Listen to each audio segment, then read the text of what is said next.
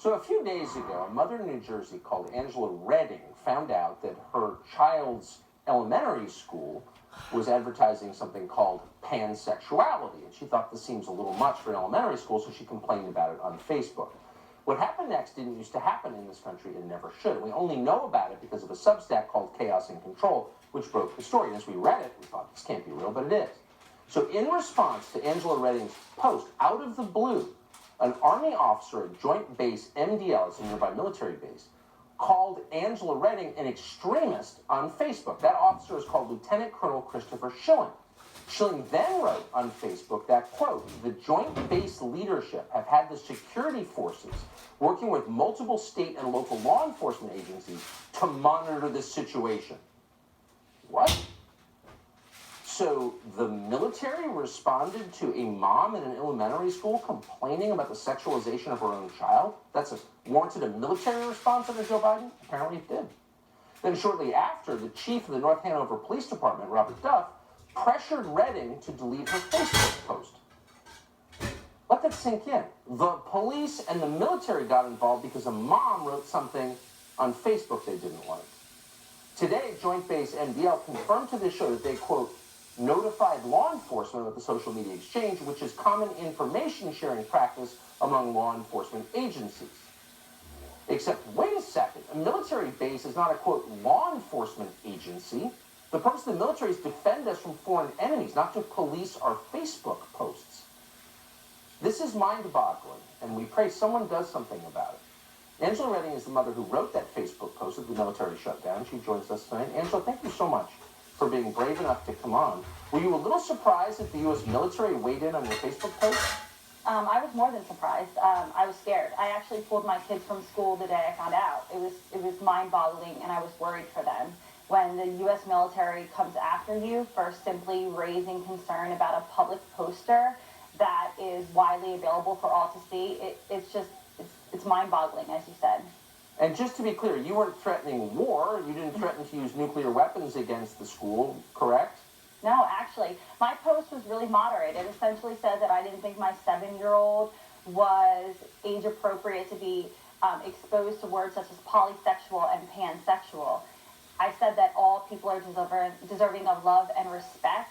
That my post was very explicit about that. And still it prompted this response, and it is really scary that in this country we can't have a right to speak and raise concerns about our public education system. And you live in an area with a lot of military families. I know, I think your children's school has a lot of military families in it. I mean, doubtless you respect the military, because almost all Americans do. Did you know that they were reading your Facebook posts? I did not, and I actually want to be really explicit. I believe that our military personnel deserves the utmost love, admiration, and respect. Yeah. I'm a daughter of a veteran. I live in a community with the military, and these are phenomenal families. Our school district is phenomenal. The teachers in our school district are phenomenal. I think this is a rogue actor, a bad faith actor, and I don't think that we need to implicate the entire population. But I did not think that the military was monitoring mom's Facebook post. No, I did not. No, and you would hope that Lieutenant Colonel Schilling would be removed from his command tonight, and we'll be seeing if he is. What was the role of the police chief? Can you just tell us that quickly?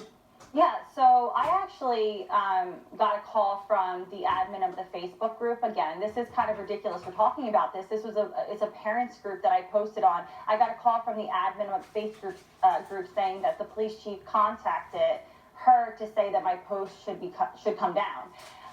And she said, "What do you think?" I said, "Well, I don't want Homeland Security coming after me. Take the post down. Like, I don't want to be dealing with this." So I agreed that the post could come down. I then contacted the police chief directly and reminded him of the First Amendment and that we shouldn't be utilizing government resources and our positions to pressure individuals to take down Facebook posts. And I also, shared with him the post that he had already seen. There was nothing wrong. It didn't violate any law. It didn't violate any Facebook rule whatsoever. So that's how that all happened. And, we're here today. I hope Chief Huff is relieved of his post immediately, too, because I've never heard anything like this, and I hope I never hear it again. But I appreciate your telling us about it. Angela Redding, thank you so much. Thank you. So let's say you want to host a drag time story hour with 7-year-olds. You obviously can use your public library for that, but you can't read a book about God in a public library. And the actor Kirk Cameron just learned that. Dozens of public libraries refuse to give him a slot to speak to kids about his new faith-based book called As You Grow.